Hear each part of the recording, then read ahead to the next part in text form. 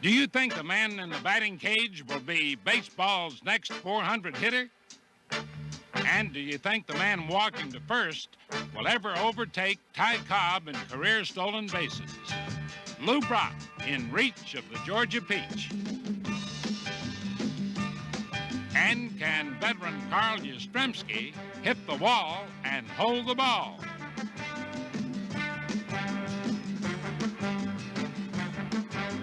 And do you think these youthful Mets will ever learn to call for the ball? And did you see the tale of the bird and the bee?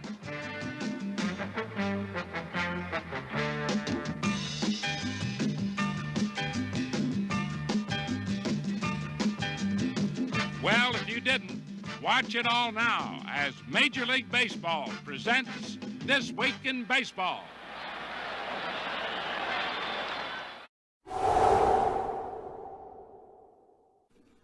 So did the fans of the New York Yankees. The crowds jammed Yankee Stadium to see the Yankees try to avenge their three-game loss to the Red Sox in Boston. The Sox began where they left off with power shots. The Sox did this 16 times to the Yankees in Boston. And now Carl Yastrzemski trots home here for one run. Then George Scott trotted home. 3 runs. And Butch Hobson, 2 more runs, giving the Sox 33 homers in 10 games and 5 runs off Catfish Hunter. Looked like a repeat of last week, but Catfish, who has been struggling lately, hung in there and prevented further damage until the 9th. Still, New York was in danger of falling further back to Boston in the standings. Relief ace Bill Campbell hadn't failed to win or save a game since April 25th. Now he's got the Yankees down 5-3, 2 outs, no one on, bottom of the 9th. But you never know in baseball. Here's the pitch. Willie Randolph lines one to left center field. Yastrzemski playing a bit too shallow, can't get it. Randolph flies all the way around to third, and the Yankees are still breathing. Roy White takes a breath. And the pitch. And look out. There's a drive to deep right field. Going. It is gone. How about that? And that, friends, is what you call a clutch hit. It tied the game and triggered a roar that could be heard all the way to Boston.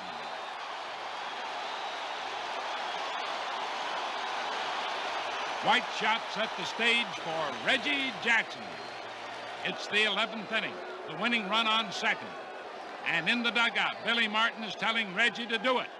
Get up there, swing that bat, and win this ball game. Reggie ready.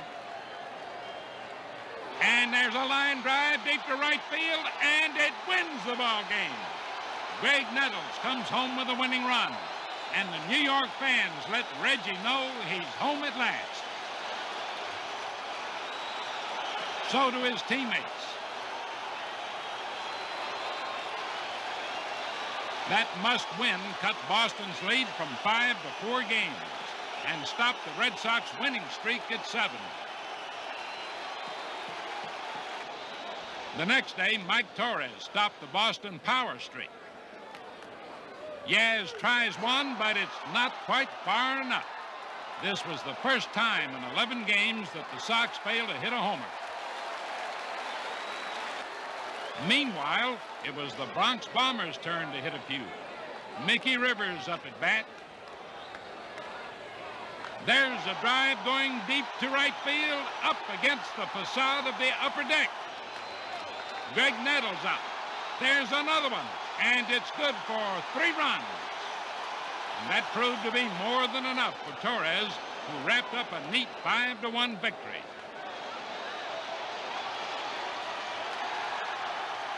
That knocked another game off the Boston lead, and now the Yankees were battling to even everything up with their rivals, hoping for a 3-game sweep. And to get it, Billy Martin challenged Don Zimmer's team the next day with speed and aggressiveness. Just watch this. At the plate, Roy White. On first base, Mickey Rivers. Watch now. Rivers with a good lead. There he goes. And the ball is hit into Rick Burleson's vacated position at short. The Yankees just went on running all afternoon, recapturing their aggressiveness of last year.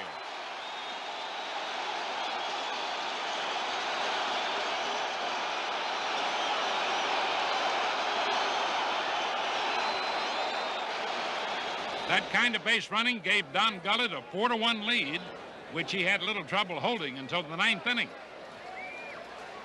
But in that ninth inning, the Sox rallied to tie it. And so in the bottom of the ninth, the Yankees had to go back to work again. Thurman Munson comes to bat. Bill Campbell on the mound in relief. White running from first, and Munson lines a hit to left. And once again, the hit and run pays off as White races to third.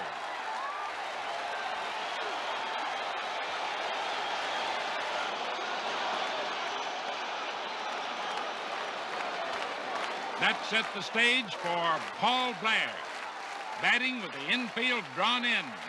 The outcome of the game in the balance. He chops the ball. Hobson's choice. Unfortunate, it's over his head, and New York wins the ball game. Back in the Eastern Division race now, a race that should last through September. The Yankees are supposed to be an unhappy team that never gets along, but these Yankees look like they just might be a whole new ball club.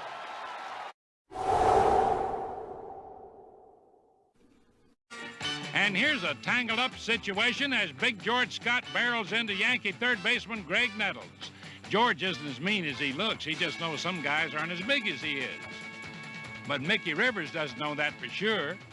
But just look, Big George is just a gentle guy. Thanks for the tap, son.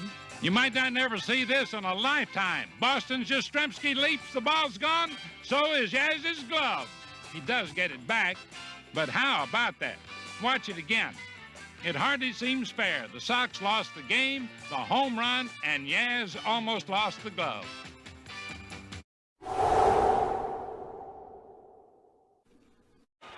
Here are a few good plays. Carl Yastrzemski goes down on his knees. Watch. And this time he keeps glove and ball.